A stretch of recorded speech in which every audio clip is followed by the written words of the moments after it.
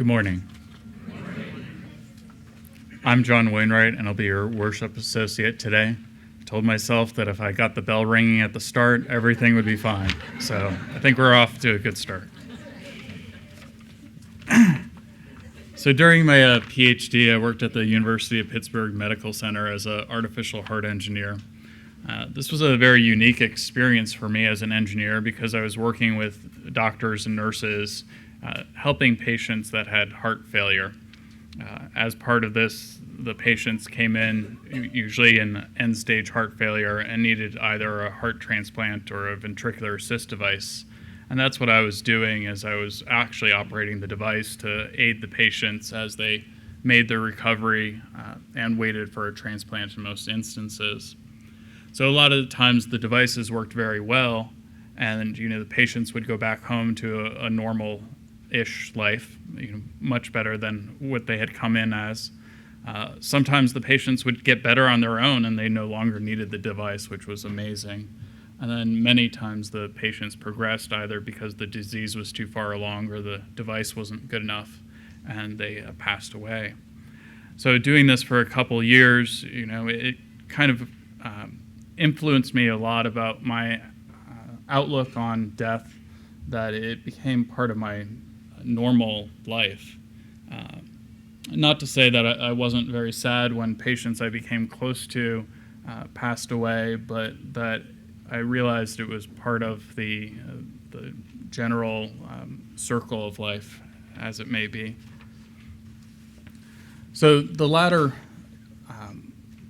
when patients didn't do so well, and this was what really inspires me for my job today, is making better medical devices to help patients. And one of the inspiring things that I learned from one of our patients, he ended up having to have his foot amputated because of the heart failure had progressed and he didn't have good circulation. But as he was leaving the hospital, he's like, well, now I get free access to all of the national parks, and I'm going to go see them all. And so it's that type of vigor that I hope to live my life with, and need to do a better job appreciating all the things I do have, and looking forward to all of the things that I can do. So. Our Reverend Kent Doss is not in the pulpit today. He will be back next week. Today we have the privilege of welcoming Katie Kroll Swanson as our guest speaker. She is a candidate for Unitarian Universalist ministry and is currently serving as the chaplain resident in a clinical pastoral education training program at Sharp Metropolitan Medical Campus in San Diego. Katie grew up attending the Unitarian Universalist Church of Long Beach with her family. Her husband and mother are here somewhere. They're there. And she and her husband, Steve, are members of the UU Fellowship at San Diego, and will be speaking on the subject of Let Me Die Laughing today. Barbara Bradley will be making an announcement.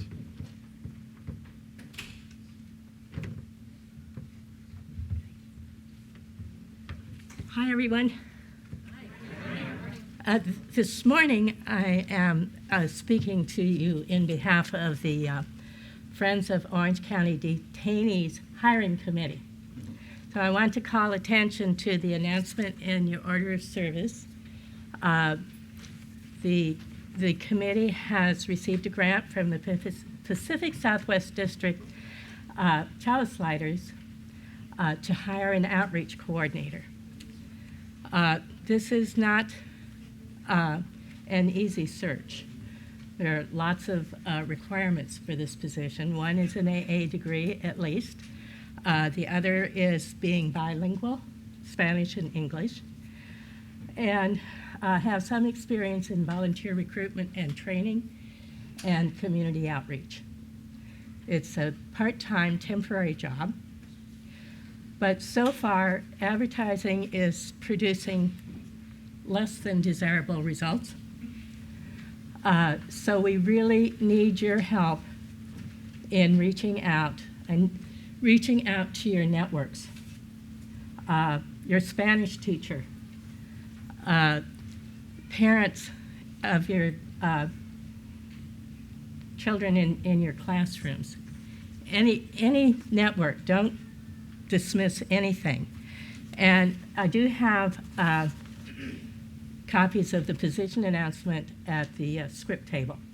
So please feel free to take one or see me or Bev or Marianne Belmont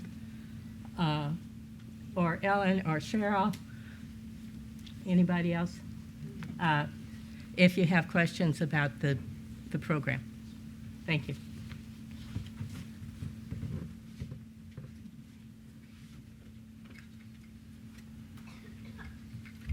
Hi, everyone. I'm here to draw attention to the announcement or the information about our retreat, the 9th through the 11th of October. It's our congregation, Orange Coast and Laguna Beach, and we've been doing this for several years.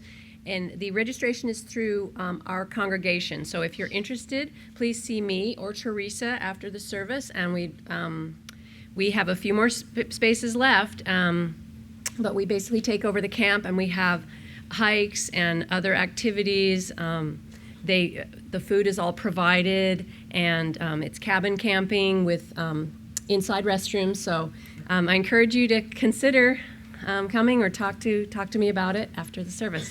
Thank you.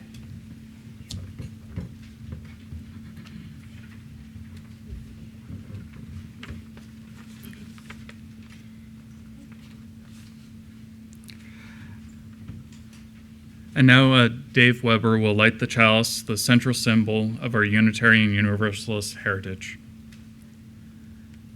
So teach us to number our days, that we may apply our hearts unto wisdom. Psalm 90:12.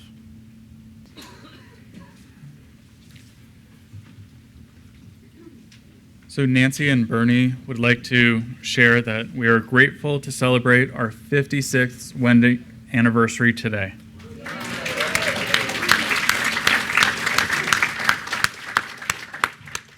Congratulations. And then Keith would like to thank our healing thoughts and all that is good to be sent to Sarah Schmid, who is undergoing serious cancer treatment starting this next week. Thank you.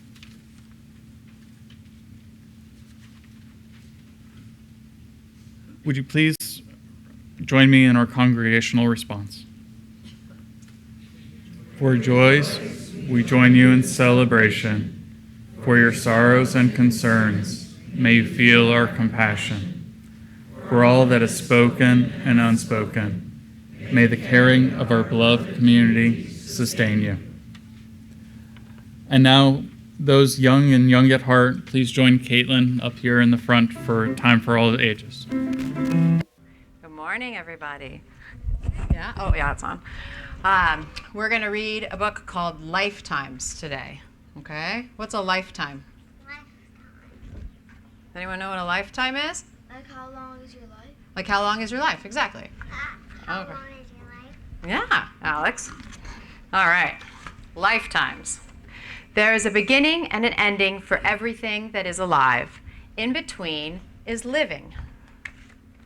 All around us, everywhere, beginnings and endings are going on all the time, with living in between.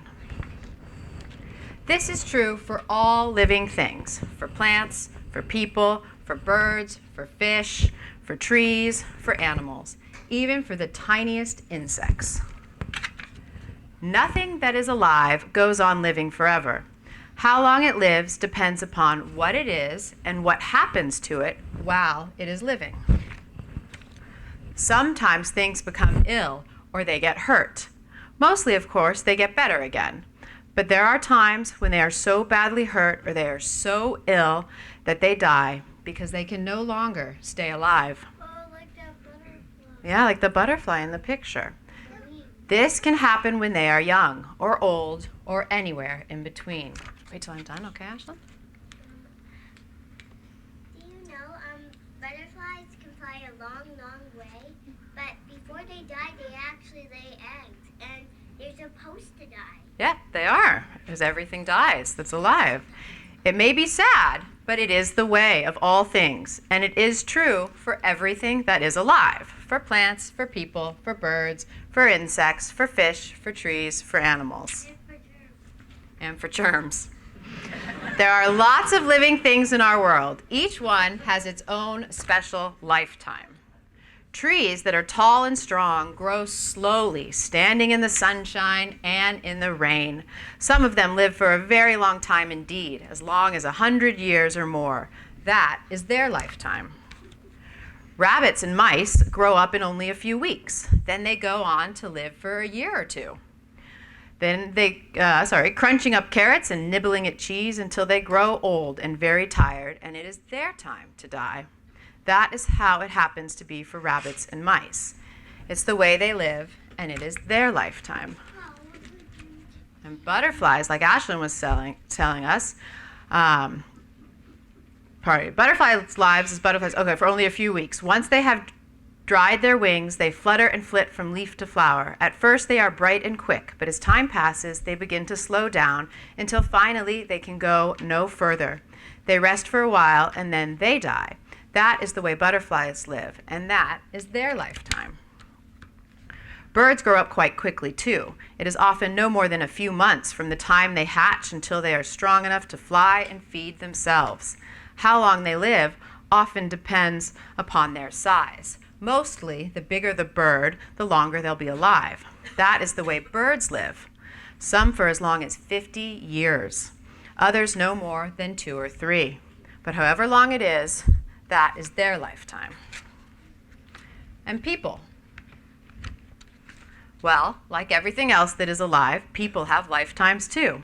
They live for about 60 or 70 years, sometimes even longer, doing all the things that people do, like growing up and being grown up. It might have been written a while ago. That's not really the average people quote anymore. It can happen, though, just as it does with all other living things, that people become ill or they get hurt. Mostly, of course, they get better again. But there are times when they are so badly hurt or they are so ill that they die because they can no longer stay alive. It may be sad, but that is how it is for people. It is the way they live, and it is their lifetime. It looks like he's taking out a splinter. I'll tell you later. So no matter how long they are or how short, lifetimes are really all the same. They have beginnings and endings, and there is living in between. That is how things are for plants, for animals, for birds, for fish, even for the tiniest insects everywhere. Exactly, for everything that is alive, they have a lifetime. All right, Ashley, you can tell us in class, okay? Go ahead, Jesse.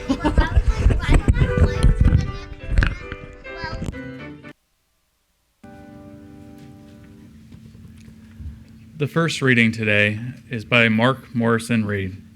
Let Me Die Laughing. We are all dying. Our lives are always moving toward completion. We need to learn to live with death and to understand that death is not the worst of all events. We need to fear not death, but life, empty lives, loveless lives, lives that do not build. Upon the gifts that each of us has been given, lives that are like living deaths, lives which we never take the time to savor and appreciate, lives in which we never pause to breathe deeply. What we need to fear is not death, but squandering the lives we have been miraculously given. So let me die laughing, savoring one of life's crazy moments. Let me die holding the hand of a loved one and recalling that I tried to love and was loved in return. Let me die remembering that life has been good and that what I did, I could. But today, just remind me that I am dying so that I can live, savor, and love with all of my heart.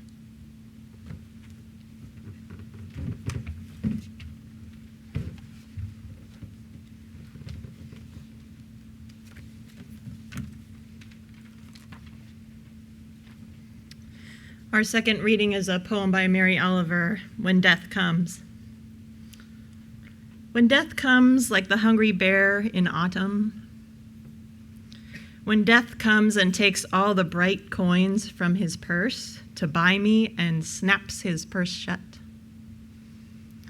when death comes like the measles pox, when death comes like an iceberg between the shoulder blades, I want to step through the door full of curiosity, wondering, what is it going to be like, that cottage of darkness?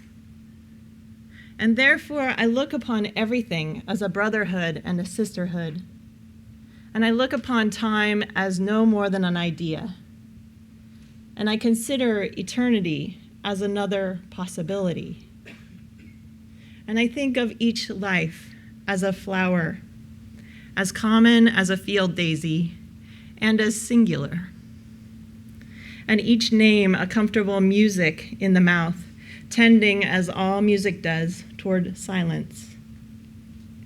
And each body a lion of courage and something precious to the earth.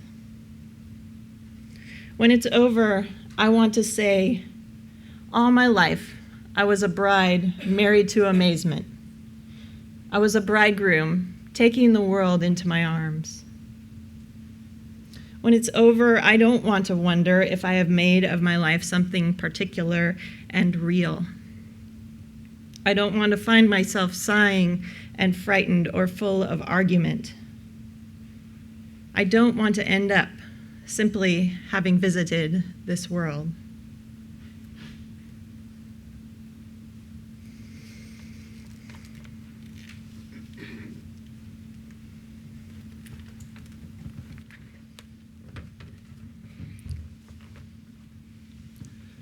So we had a great 30s and 40-ish event last night.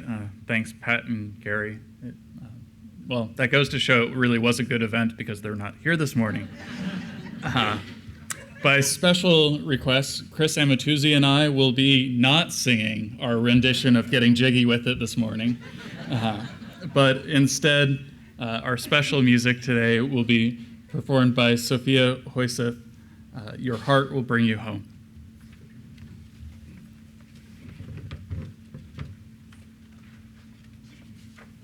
No. Is it on? Yeah? No? Yeah.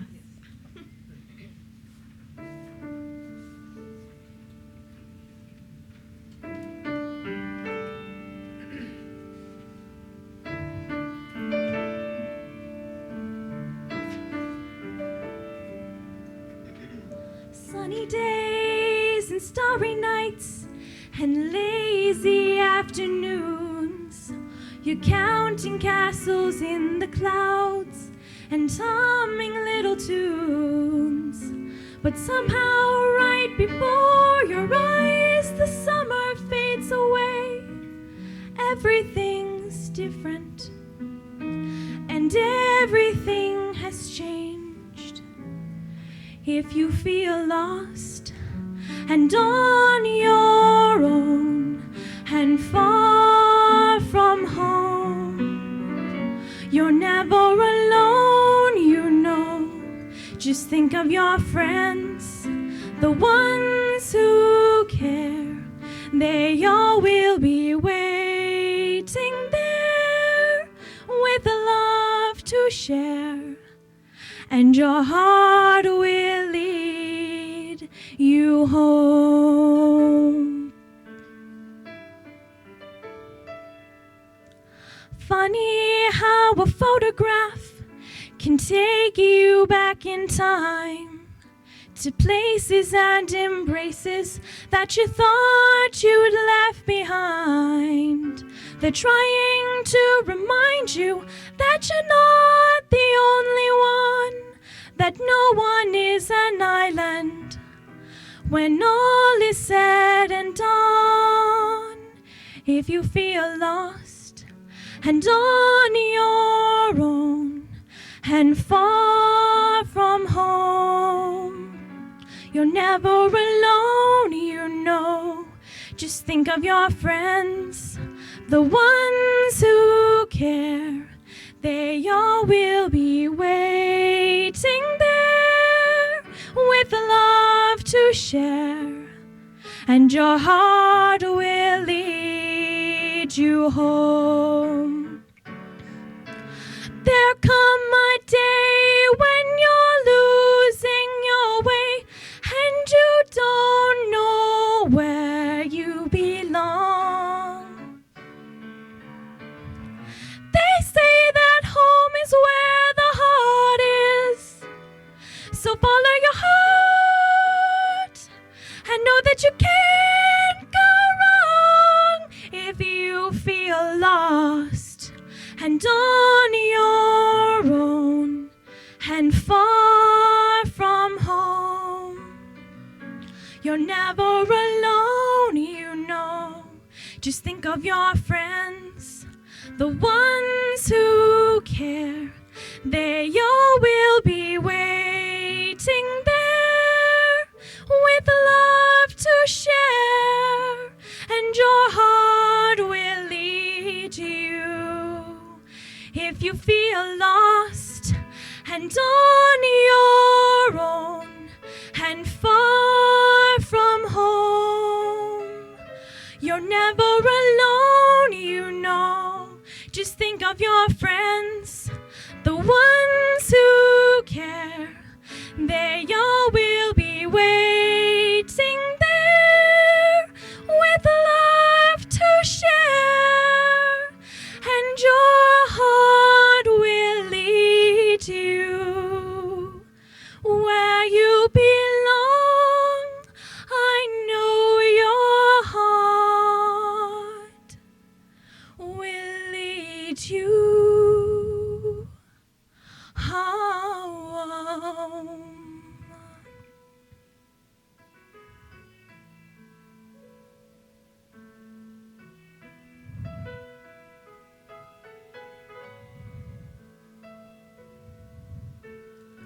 Ooh.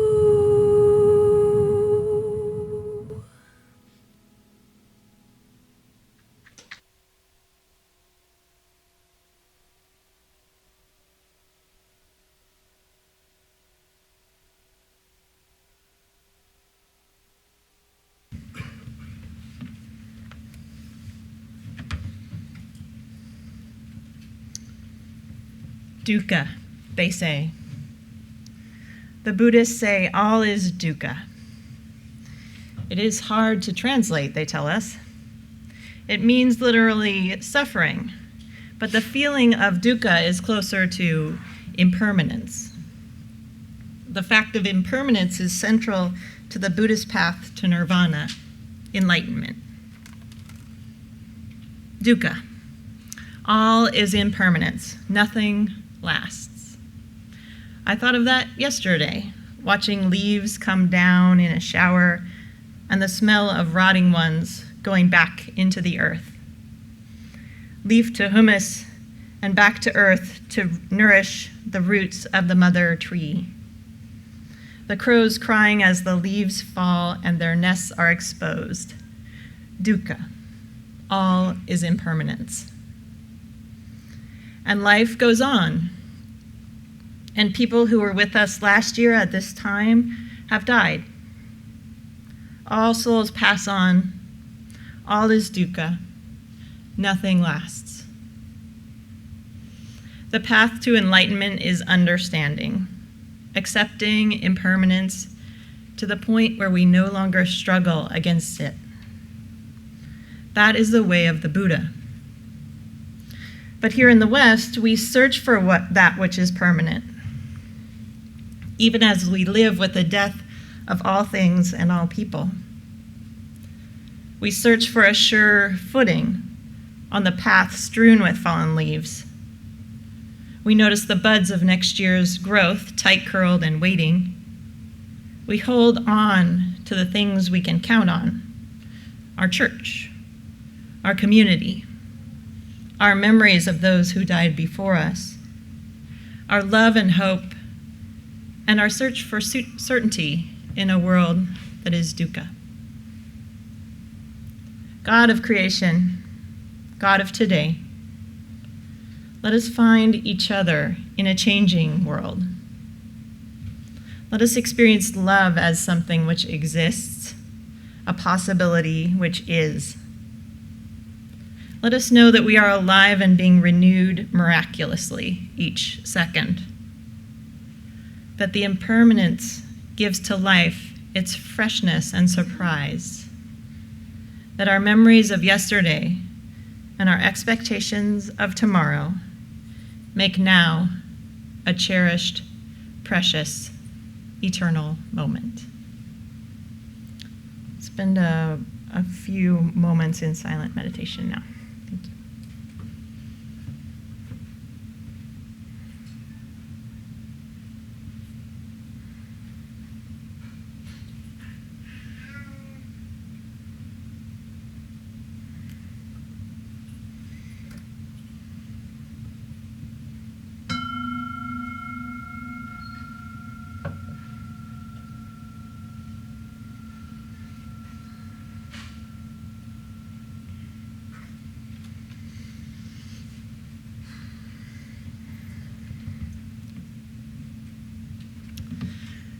Evelyn was a busy churchwoman who did not expect she would ever face what she found herself facing one Sunday afternoon.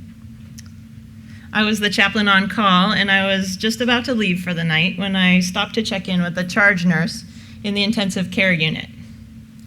"I'm glad you stopped," the charge nurse said.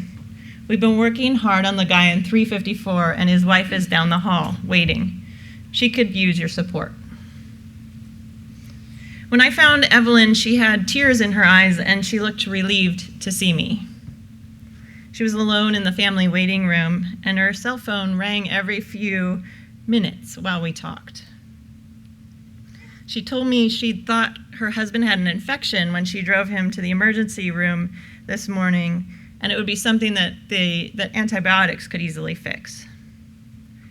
She didn't think he would be admitted to the intensive care unit where he would be intubated and sedated when they were in the car on the way to the hospital that morning. She hoped he would be okay and that he would come out of it. But by the next morning, the doctors had news that she didn't want to hear. Multiple organs were failing, and they didn't have much hope that Evelyn's husband would recover. But they said they would wait a few days to see if he changed. He did change. A few days later, when I came back to see Evelyn, her stepdaughter had joined her and they were feeling some relief. The doctors had given them hope. Her husband had improved a little, and they would give him more time. Instead of having to make a decision now, they would wait and see how he did, take it one day at a time.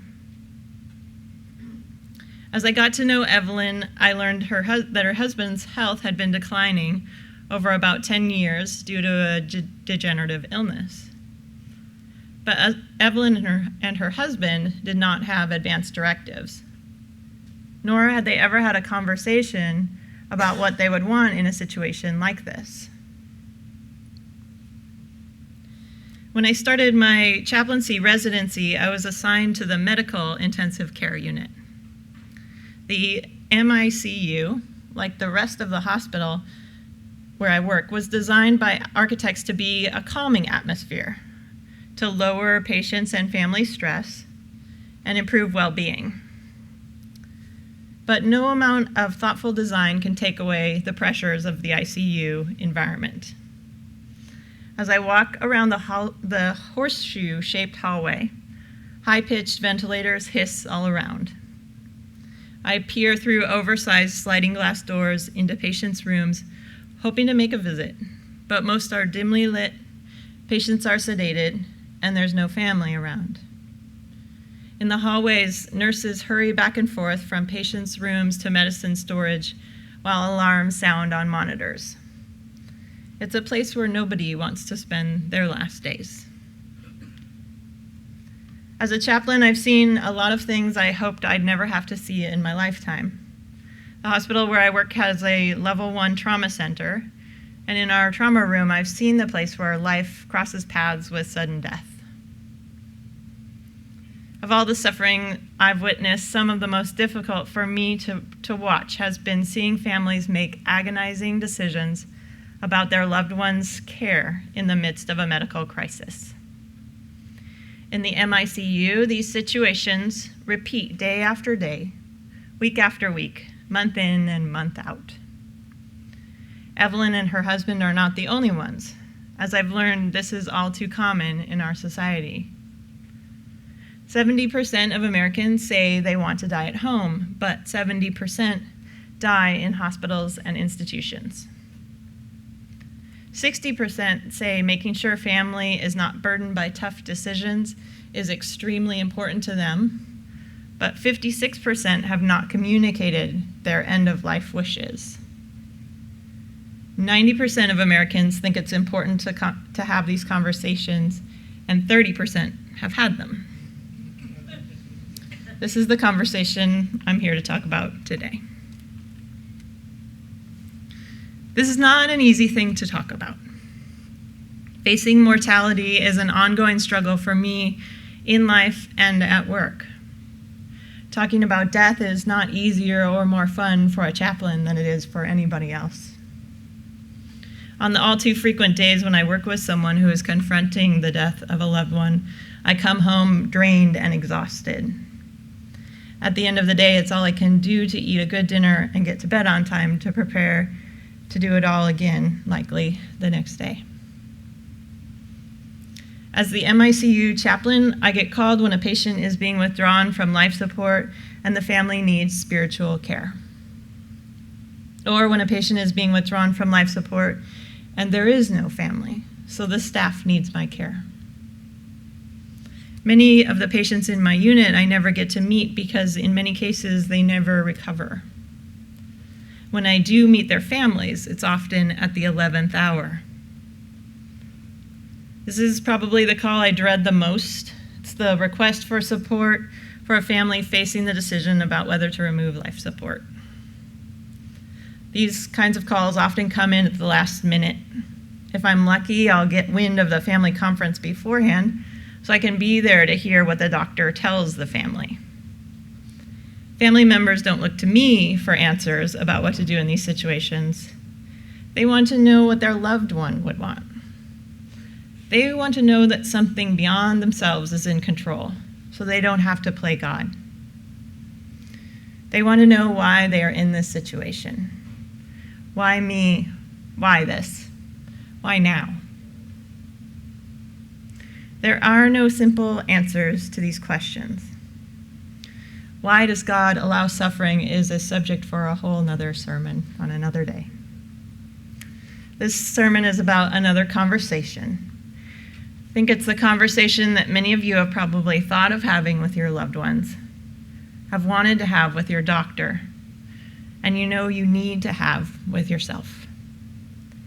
This conversation is about what you want at the end of your life. So let me start by telling you honestly that I don't have my advance directive done yet. I have the form and it's one of the things on our to-do list. It's along the lines of doing the taxes, finding a new financial planner, etc. The not so fun things we'll get around to doing when we have to. But let me be clear, we both want to do this and we know it's important. We just haven't yet. What we have done is started a conversation. It's an ongoing conversation in our family about what to do in the event of a medical crisis or emergency. And I believe this conversation is the most important part. This is also a difficult sermon because I know no one wants to talk about death. Some of my patients coping with life-threatening illnesses say they've tried to start these conversations with loved ones who tell them, we have to stay positive. We can't talk about death. These are some of the heart transplant patients who I've worked with too. One of my patients, while waiting months for a heart transplant, told me he was prepared for any outcome, but he worried about some of his family members who didn't want to talk about the possibility that he might die. He told me he thinks that we, give death more power over us when we try to avoid the topic. And we do tend to avoid the topic. For those of you who go to work, ask yourselves how many times a colleague has mentioned a birth in the family in the last year. What about a death? Death is part of life everywhere, but in the United States, we rarely see or hear about everyday deaths. I think we can learn a lot about our culture and ourselves when we look at the language we use. Consider how many words we have that allow us to avoid using words like dead or die. Words like gone, lost, past, let go, checked out. Even in the hospital, I more often hear a word like expired than the word died. This points to an important truth. The medical community is really no better at talking about death than the broader culture. In fact, it might even be worse. In the book Being Mortal, Atul Gawande, a surgeon, writes about how doctors are unprepared to talk about death with their patients. In the last 60 years or so, medicine has changed the very trajectory of our lives.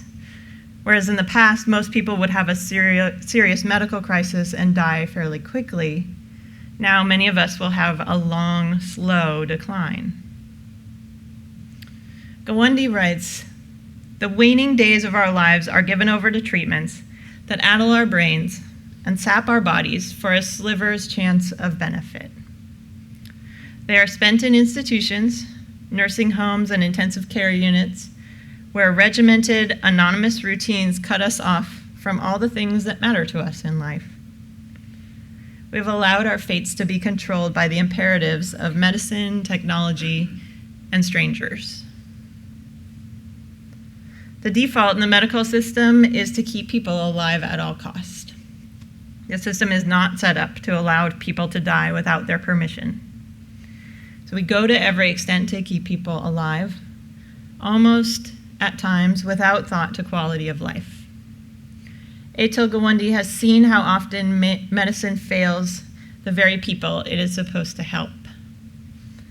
I've seen this too. Medicine sometimes prolongs death rather than saving life. Remember Evelyn and her husband, who I talked about earlier. Evelyn watched her husband become more and more sick in the ICU over 10 days. The intensity of medical treatments that ICU doctors and nurses use can save lives, but they're also invasive. Over weeks, some treatments can do some patients more harm than good. 2 weeks after she'd brought her husband to the emergency room, Evelyn made the decision to withdraw life support with the help of their adult children and the hospital doctors. For Evelyn, after 2 weeks of giving him a chance, she hoped she was doing the right thing. But that didn't mean it was easy to make a decision like that without having had a conversation with her husband about what he wanted. Before the withdrawal, she told me, "I just wish I knew what he would want me to do." The good news is this conversation is changing. I think this conversation is changing. I believe we're entering a new era. There's a growing movement to make end-of-life conversations more normal and more comfortable. We've seen that we need to be able to talk openly about dying. One place where the conversation already has changed is in La Crosse, Wisconsin.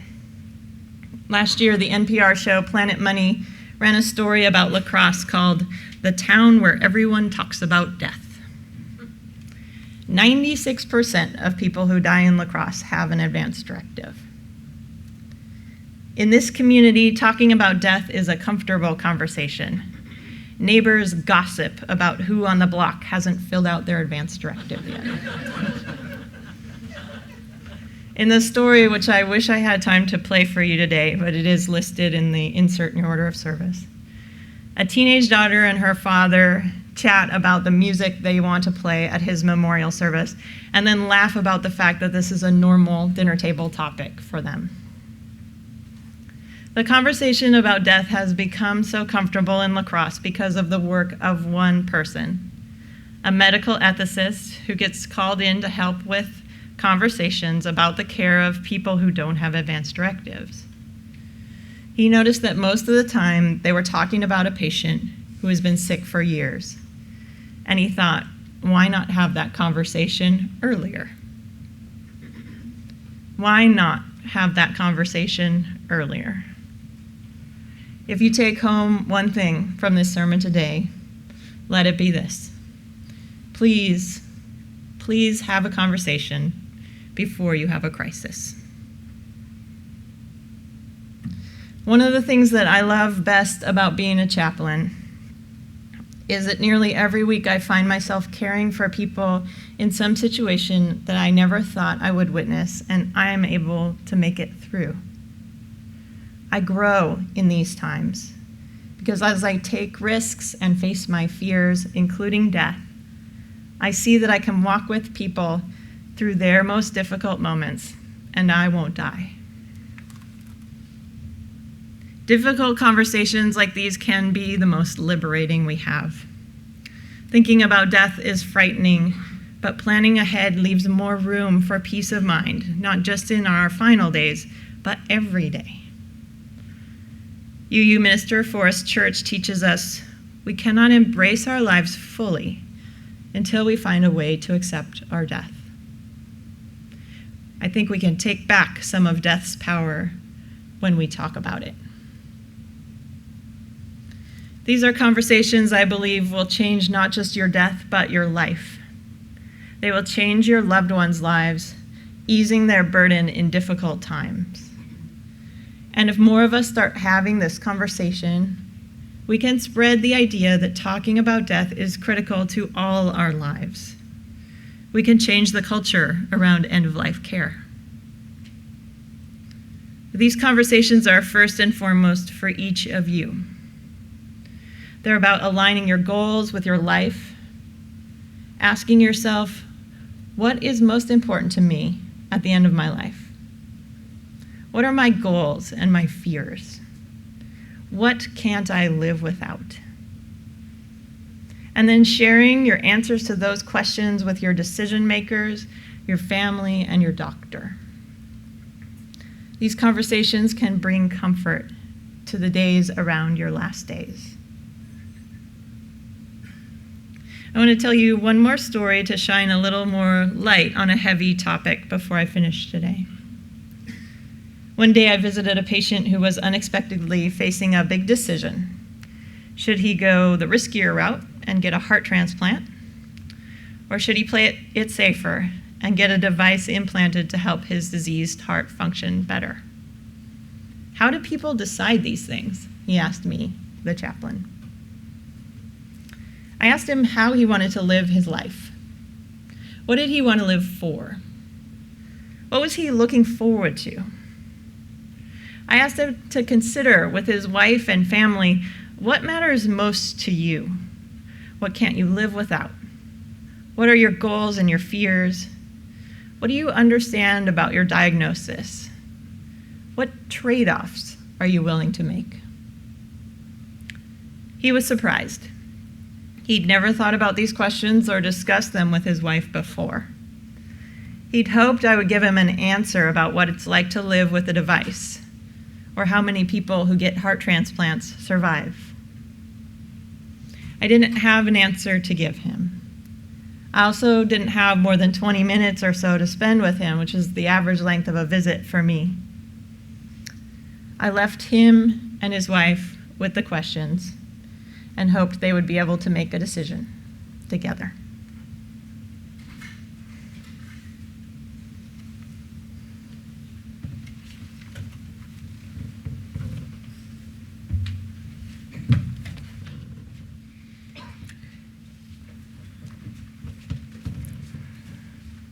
We extinguish this flame, knowing the light remains in the warmth and compassion of our hearts until we are together again.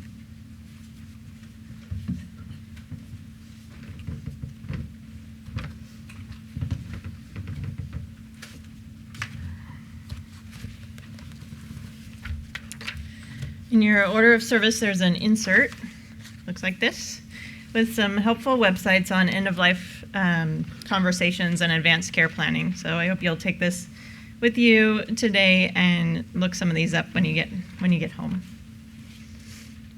Here are a few things that might help you start the conversation with your loved ones later. Try finishing the sentence, "What matters to me at the end of my life is." You can broach this topic by saying things like, "I was thinking about what happened to so-and-so, and it made me realize," or "I need to think about the future. Will you help me?" You don't have to steer the conversation. You can just let it happen. And it doesn't have to be perfect. Your health may change at any time. You can always revisit the conversation and revise your directive. Gary Kowalski writes, "If you're wise like the seed, you won't be afraid of the dark. You'll know that's the place where transformation takes place. And if you're wise like the autumn leaf or like the bloom that's faded, you won't be afraid to fall when your time comes. You'll know that's the gateway to a new and different life." Amen. Blessed be.